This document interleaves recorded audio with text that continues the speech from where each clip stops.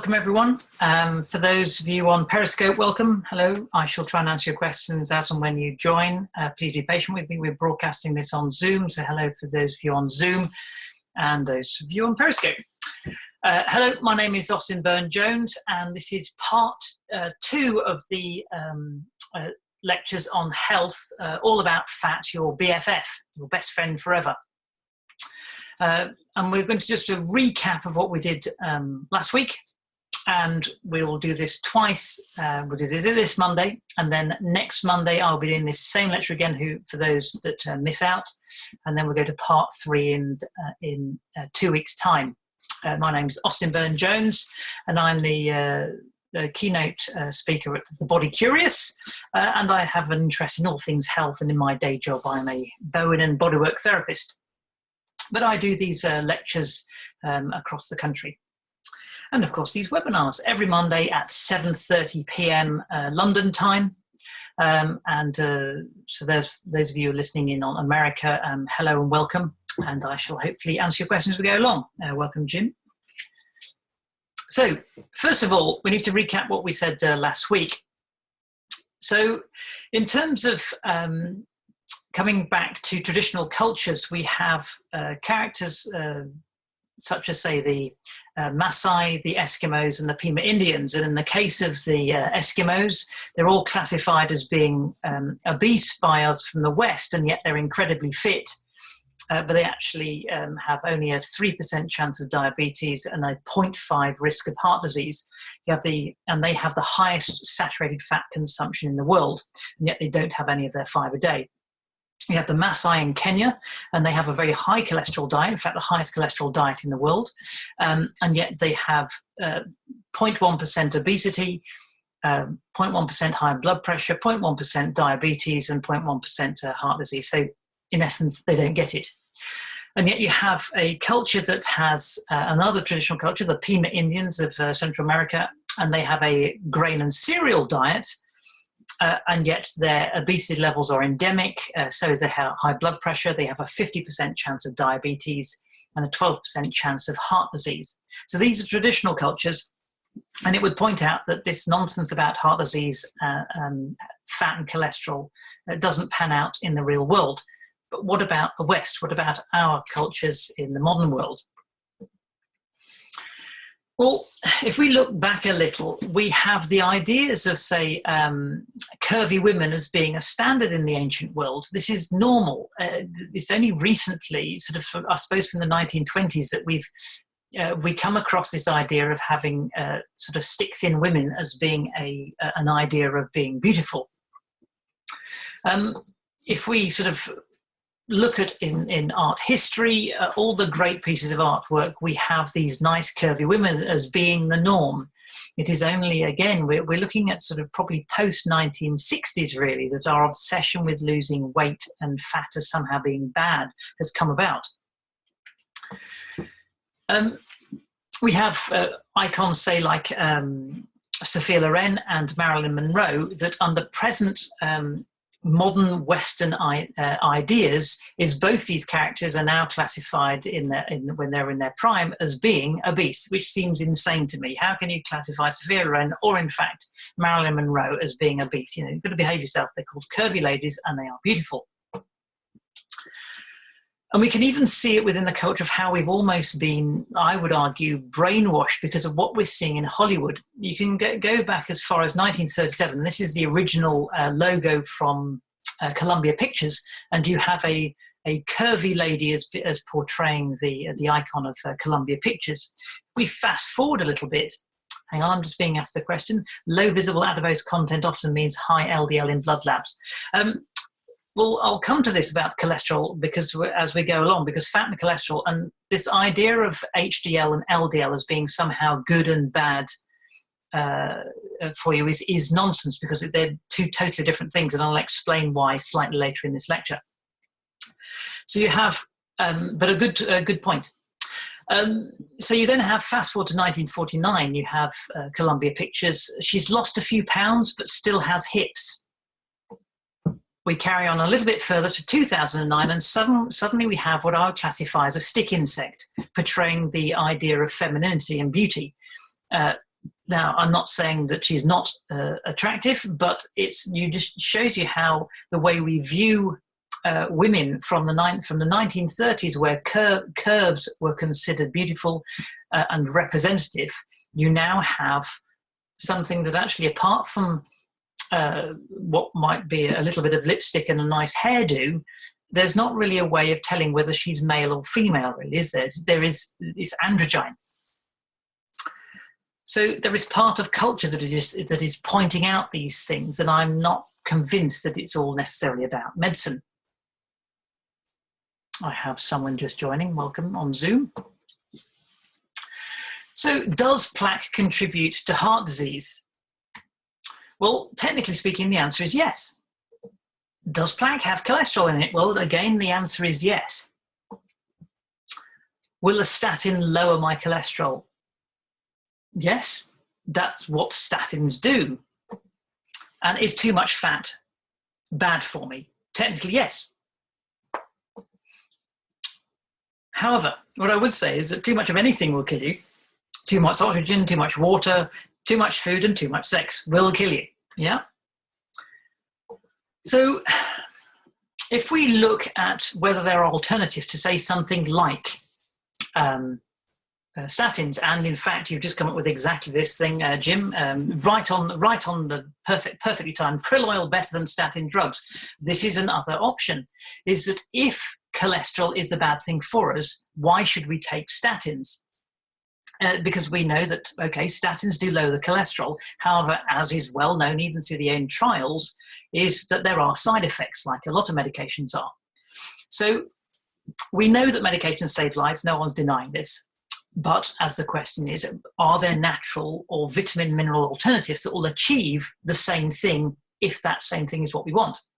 So one of these pieces of research is a piece of research comparing statin drugs compared with niacin.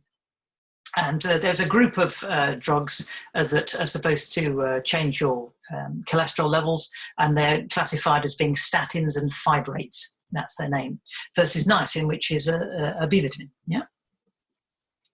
Well, interestingly enough, you had the effects of niacin affects LDL and HDL. That means low density lipoprotein, and HDL, which is high density lipoprotein, which is what the mainstream medicine would have us believe is good and bad cholesterol. And also niacin also affects triglyceride levels, which is the other thing they tend to give you a number of, whether you're healthy or not. Okay, and niacin, in comparison to the fibrates, it lowered your triglyceride levels by 20 to 50%. So it does have an equal, if not better, effect than fibrates. And niacin was also shown to raise the HDL, supposedly good cholesterol, and by approximately 15%, 15 to 35% in fact, and it decreased your LDL levels, the bad cholesterol, by 5 to 25%. So that gives you the similar results that statins do, but without the poorer side effects.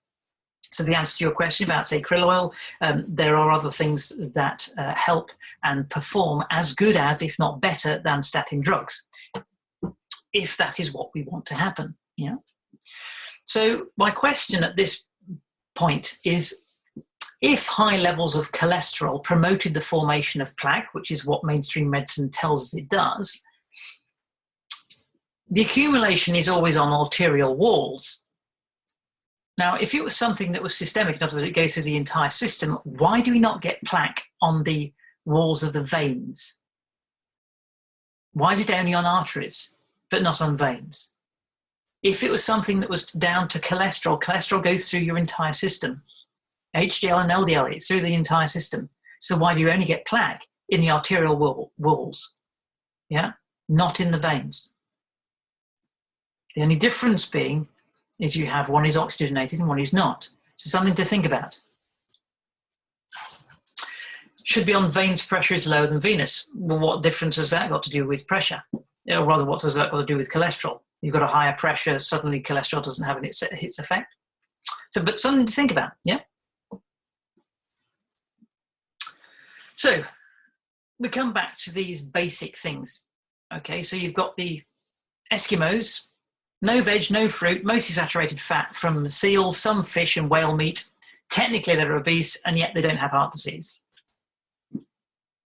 You've got the Masai and the Aborigines. Okay, they consume blood and milk and with goat meat and, as their main source of food, and only fruit when available. They have, along with the Aborigines of Australia, the highest cholesterol levels in the world, and yet they don't get heart disease. And it's not as if their lifestyle is not stressful. So in terms of whether the blood pressure thing makes a difference, I'd argue, no, not. If you go over to, say, the Western world, which is what I was pointing out at the very beginning, is, okay, you've got traditional cultures, maybe they've adapted over time. What about the modern world? Well, the Japanese, they consume very little dairy. Their diet contains moderate amounts of animal fat, such as eggs, pork, chicken and beef and seafood and offal. And they have plenty of shellfish and fish soups almost on a daily basis. And that means that they consume considerably more cholesterol than most Westerners do.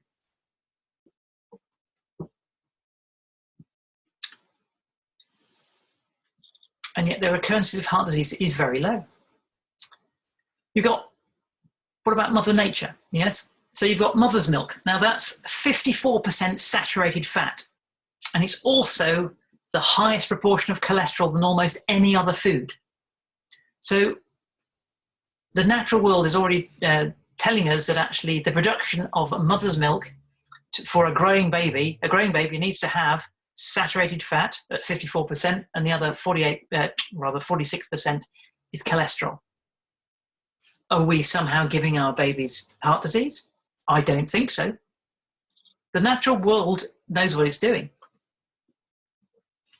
Make sense so far?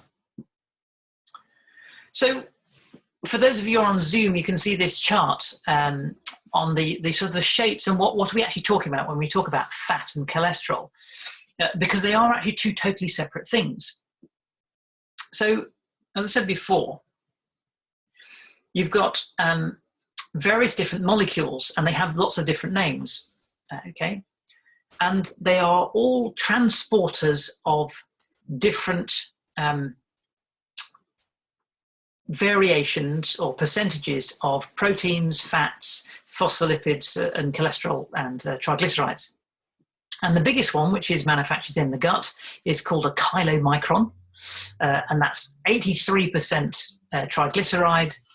You've got about 8% cholesterol in there, 7% phospholipids, and 2% protein. On the other end of the scale, you have these things called HDL, which people tell us is good cholesterol. And yet, as we're finding out, that they're not actually cholesterol. They are simply a transporter of different percentages. So high-density lipoprotein, again, the clue is in the name, lipo meaning fat, protein meaning protein. So it has other things in it apart from cholesterol. So HDL has about 50% protein, 20% cholesterol, 22% phospholipids, and 8% triglycerides. And then you have a whole bunch of other molecules as well, all with totally different percentages. The reason that mainstream medicine has an issue with LDL and claims it to be bad cholesterol is it happens to be the transporter mechanism that has the highest percentage. It has about 46% cholesterol, 22% phospholipids, 21% protein, and 11% triglycerides. And you also have VLDLs, and you have a whole host of them. But as I've said before in the previous lectures, is that they all do totally different jobs. It's madness to say that one is good and one is bad. Imagine you just have two vans and they have different tools in those vans. And on one side of the van, it says electrician, and on the other van, it says plumber. And then some bright spark comes along and it says, oh, plumbers are the bad ones and electricians are the good ones. It doesn't make any sense. It depends what your job is for. If you want plumbing, then no, they're exactly who you need. If you want electricity being put into your house, then actually the electrician is the one you want. They do. All these molecules have a different job. None of them are either good or bad. Yeah? Make sense so far? Any questions on that particular point? Big Pharma promotes those bad and good myths. Yes, I don't particularly want to get onto the big pharma argument because we could be there forever and a day. As we explained in lecture 1, is there are particular reasons why big pharma are obsessed with this, but it's not entirely their fault. They're just producing a product based on what the various studies, in particular mentioned before, was the Ansel Keys studies, the 20 nation study. And I would say refer to that, to part 1, because I answered that question about this. It's a bit easy just to blame big pharma because it sounds too much like a conspiracy theory. There are particular reasons, but the data itself has never really changed since the 1820s. So what actually happens with these different molecules? It's all right me saying this. What actually happens? Well, chylomicrons, which are the biggest molecule that contain various different percentages. Okay, so they're made from fats and proteins and cholesterol, and they're made in the small intestine. And they transport fats out of the intestines and into the circulatory system. Okay, this is their job. And some of that fat is stored as fat tissue, and some of it is then transported to the liver. Now, what the liver does is that then produces this LDL, low-density lipoproteins, from what's just been given it. Okay, so it's in essence taking unarticulated dory and then splitting it up into smaller sections so it can transport it further.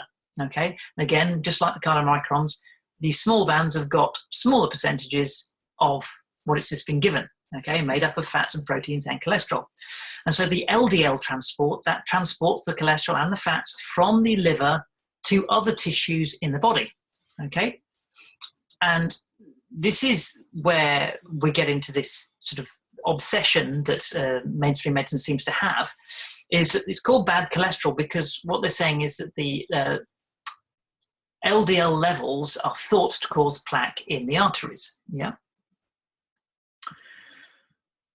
So what exactly happens here is the human body has a way of balancing things out always, is that our various different levels of sugars and proteins and fats and cholesterol goes up and down all the time, and various different things do different things to reset the balance. So then you have HDL. So when we get supposedly too much of this LDL within our system, molecules called high density lipoproteins, that's HDL, it picks up the excess cholesterol and then transports it back to the liver. Okay, so it's a perfect circuit. And so then that waste cholesterol is then reused to make bile acids and then sort of comes out as poo. Yeah.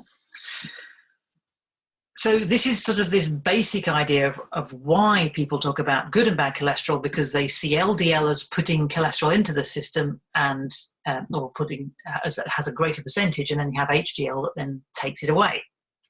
But it's a perfect circle. They each do a different job, and for a damn good reason. So we now need to sort of point out why is it that cholesterol is actually your best friend. Yeah. There is a really good reason of why LDL does what it does. So the first question which everybody talks about is, is cholesterol a risk factor in heart disease? The short answer to that is yes. However, so is having hairy earlobes, baldness, snoring, being short. I'm not kidding here. These are the risk factors that are listed. Yeah. And being rich in a poor country. My slides just lost its little self again. So cholesterol is actually only one of 200 risk factors that can say, okay, there is a risk factor here for heart disease. And in fact, probably one of the best markers for heart disease is actually gum disease, if anything, and something called lipoprotein A, which is a totally unrelated thing. Okay, so what we're saying here is that you've got, yes, cholesterol is a risk factor, but so is hairy earlobes, baldness, snoring, being short, being rich in a poor country, 200 other risk factors. So a risk factor does not mean a cause. So the key roles of cholesterol are really important for how our body functions, our immune system. So its key role actually is it makes our cells waterproof, okay? So that there can be a different chemistry going on within the cell versus outside the cell. It protects us. It's sort of like a shield wall, if you like, okay? It's also nature's healing substance. It helps us repair when we're wounded. It also includes damaged arteries. So that question before us, why is it that we get plaque in our arteries, is that quite often if we have a disparity of acidity within the arteries, it's not the same as having reflux in digestion. We're talking about, in essence, our blood can get acidic. It creates pitting in our arteries. And in essence, what cholesterol is doing is it's a bit like having a pothole in the road as it comes along and creates a patch so that your tires don't get damaged. And this is so it re-smooths out the arteries so that blood flow can carry on, okay?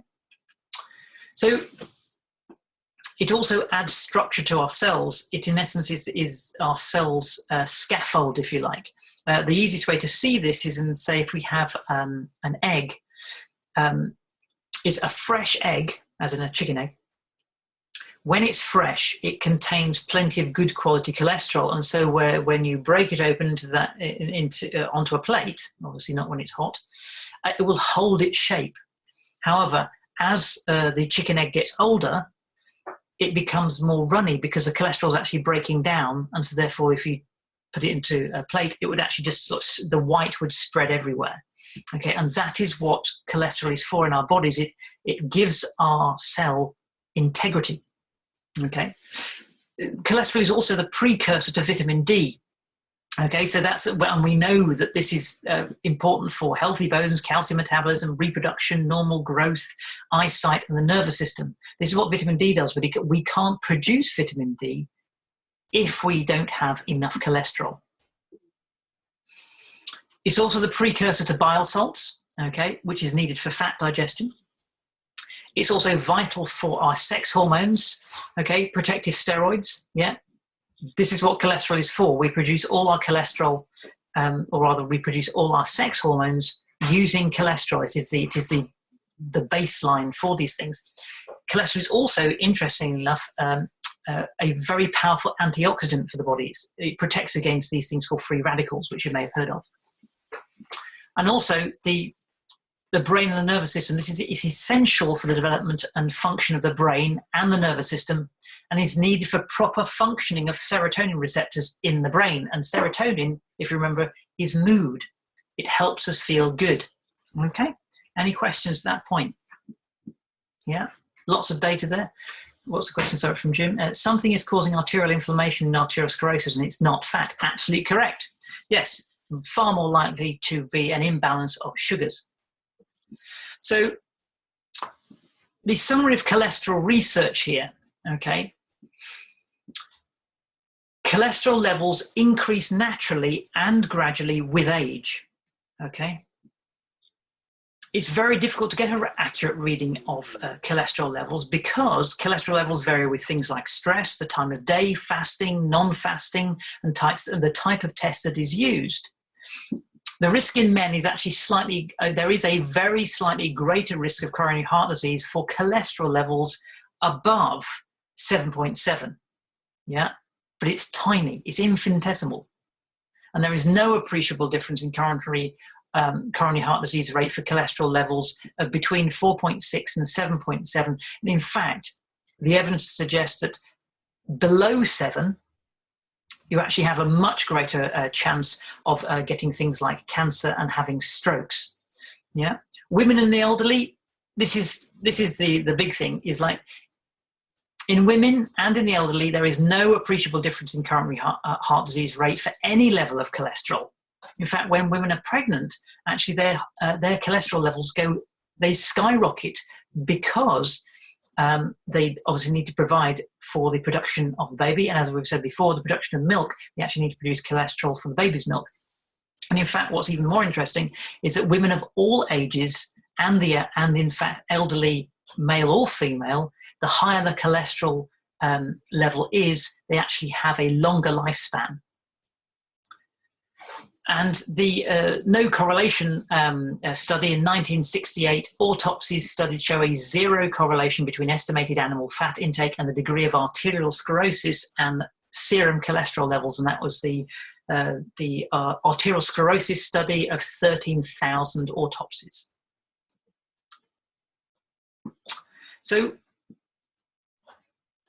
we know that cholesterol is a biomolecule that is used in the body for hormones and cellular membrane permeability. Again, this idea of being able to accept or not accept stuff going to and from the cells.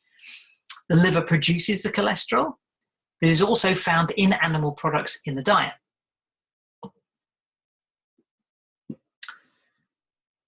So the source of our main source of cholesterol synthesis is in the liver, and too little cholesterol can lead to poor levels of hormones such as testosterone, estrogen, progesterone, and vitamin D. The thing to remember here is that 80% of the cholesterol is actually in our bloodstream is actually produced by the liver. Our diet only accounts for about 20% of it. However, that 20% of it can be critical. It's getting that balance right again. One of the key roles of why cholesterol is so important is it's essential in fat metabolism and function and to maintain that membrane of the cell. And dietary cholesterol, and that produced in the liver, is then transported in the circulation for use by other tissues. Make sense? Cool. Now, bile is formed in the liver and is made up of cholesterol. So I've got a question again. What is the best natural blood pH buffer? That will come in later in terms of when we're talking about digestion.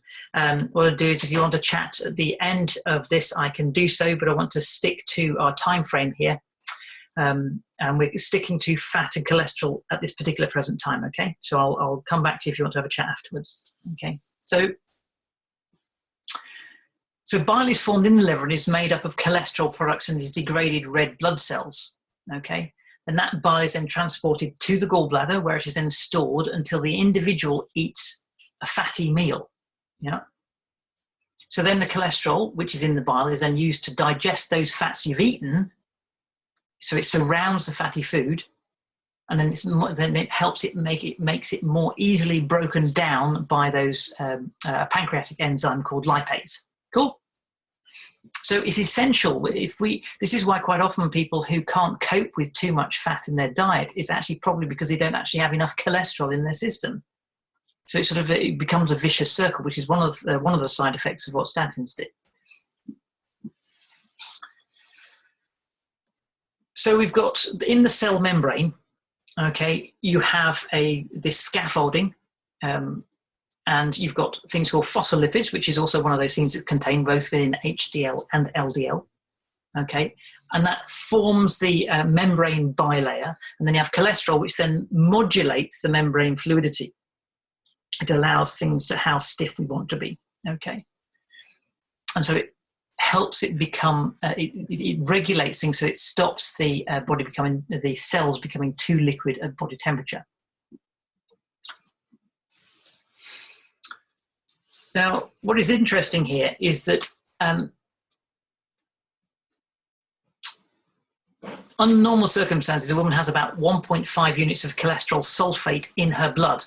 Yeah, cholesterol sulfate is slightly different than cholesterol, but it's still part of the same thing. It's the thing that makes vitamin D for you. Okay. However, during pregnancy, her blood levels of cholesterol sulfate start to increase, and in the placenta, it rises to levels of about 24 units, as opposed to 1.5 normally. So that's how much cholesterol. There's a huge shift in cholesterol levels in women when they're pregnant. However, what's also interesting is that even though a pregnant woman's cholesterol levels is high, the baby's levels are actually very low. However, the fetus also tends to have very large fatty deposits in the arteries. And you think, oh, wow, if they've got fatty deposits in the arteries, is there a problem? No, it's because it's the growing fetus. This is what's supposed to happen.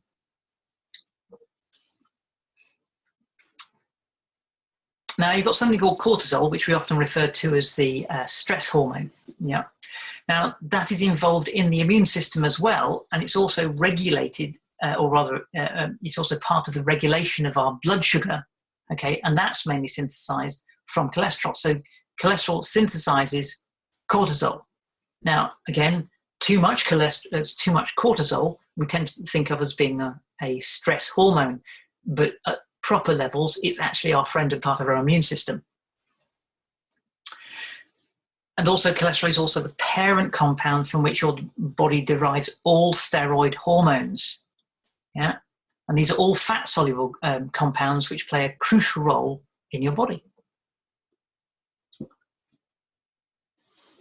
It's also part of bone repair. The whole thing's about osteoblasts. You know, if you've broken a bone, the very way in which your body can actually repair that bone is actually to do with the combination of calciums and cholesterol. So when you're in trouble, cholesterol is your repairman. This is what you need cholesterol for, to help you repair bones. Now, when we come back to the question of talking about inflammation in the arteries, sugar is actually the main source of inflammation in the arteries. Now, what's interesting about this is actually cholesterol is the thing that actually reduces the inflammation and plays a major role in the repair process of the arteries. So when we're talking about in terms of the pH buffer, you could argue, in fact, that actually cholesterol is probably the best thing for neutralizing the acidity in your arteries. So as Dr. Mary Enig, PhD, and she works at the obesity clinic over at Harvard, this is her quote: "Blaming cholesterol for arterial sclerosis is like blaming the fire brigade for the fire it is trying to put out." And I think that's one of the best illustrations of, simplistically, of what we're talking about, of why cholesterol really is our best friend. Good, I'm glad you like that. I love that quote. So now we've got something called glucocorticoids. Now these are the things that happen when we're that help us both in at various different levels of the body. It's when we get stressed, but also it's in terms of our immune system. And they're an example of a steroid hormone that mainly affect our metabolism. They also help decrease our inflammation, and they also increase our resistance to stress. Yeah. Mineral corticoids, again, all these are things that the cholesterol is the parent compound to make. Now, they're mineral corticoids. They maintain salt and water balance, and that's also part of the histamine response. Best book on that subject is by a guy called Dr. Batman Gellige, and the book's called Water and Salt. Best book on the subject of why hydration, as in hydration being the perfect balance of salt and water, is so important, and why actually taking antihistamine for certain things may not be actually the best idea. But that's a different subject again. So you've got neurosteroids, and they are produced from cholesterol by your brain. Now we're coming up to time now here, and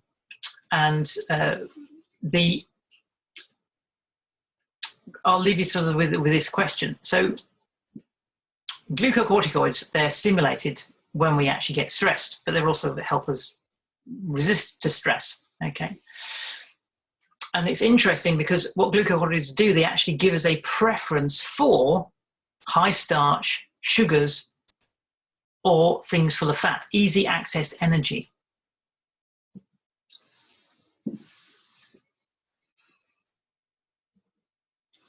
Now, we'll mention just briefly about this, is that the vitamin D question. People say, oh, vitamin D, we've heard so much about it in the news recently, about, oh, we should all be taking vitamin D.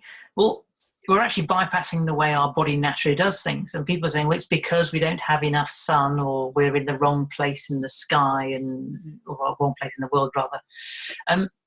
Now, the thing is, what's interesting is what happens with cholesterol. You've got cholesterol sulfate combines with ultraviolet light, and it manufactures vitamin D. So if we don't have enough cholesterol in our system, yes, we don't get enough vitamin D. So this is one of the reasons why we have such low levels of vitamin D in the Western world. Is it because we're all obsessed with this low-fat, low-saturated fat diet? It's insane. And what's interesting about this is that exposure to ultraviolet light doubles actually our white blood cells, which then is the ability to fight infection. So it's sort of a double whammy again. So sunlight plus cholesterol equals vitamin D. It is your friend.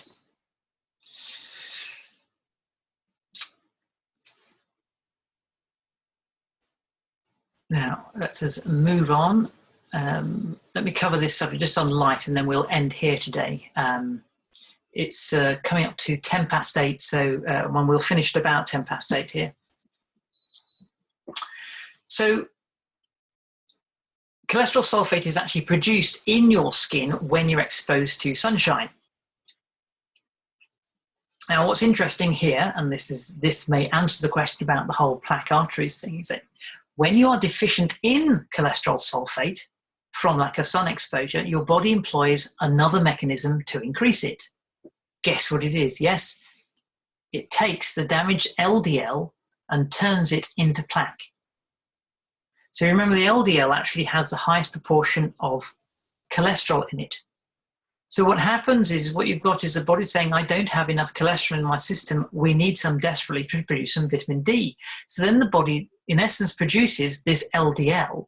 And what happens is, in essence, it unloads the cholesterol so the body can have it, but then what's left over becomes sort of a bit of a flat pancake and becomes plaque. And too much of that then creates too much plaque in the system. So you have, on the one hand, you have the cholesterol, which is helping filling those potholes. But if you end up not having enough cholesterol in the system, particularly to produce vitamin D, the body actually desperately needs that because it's part of our immune system. So it ends up actually saying, actually, I'll have another load because we need that. And the waste product is the plaque. That makes sense to everybody? Is that sort of answered? Hopefully I've answered that question. This madness about LDL and HDL as being good or bad cholesterol. The body's doing its job. The body's much cleverer than we ever give it credit for. So, I'm being asked a question here. Obese patients having MIs and CVAs are eating too much sugar and not enough fat. Absolutely right. That's absolutely true. Is that actually what we're as again mentioned in the first one, is actually the higher the consumption of saturated fat you have, the higher amount of cholesterol you have in your body, actually you lose the most weight. These are not newfound pieces of research either. This research has been around for a very long time. So I shall leave that there because our next subject is the connection with homocysteine, and I'll recap next time. So I will do this same lecture again next Monday at 7:30 for those that have missed out or came in halfway through, and then in 2 weeks' time we'll have part 3. So thank you very much for those insights and those questions you asked. Once again, thank you very much for listening, both on Zoom and on Periscope. As usual, I will publish the Periscope one straight away on the Facebook page, The Body Curious. And in a couple of days, I shall do the edited version with slides, which is the Zoom version we have here, and that will be put onto the Body Curious website, which is thebodycurious.co.uk. So until then, thanks very much for listening. Cheerio. This is Austin Burne-Jones signing off. Bye-bye.